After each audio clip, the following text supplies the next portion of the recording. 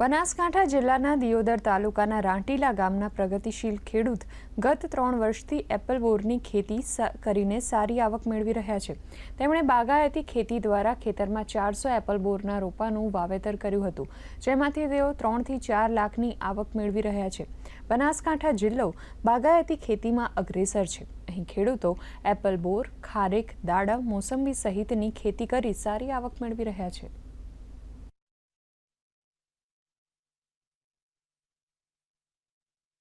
મારો બાગાયત બોરાનો આવેલ છે।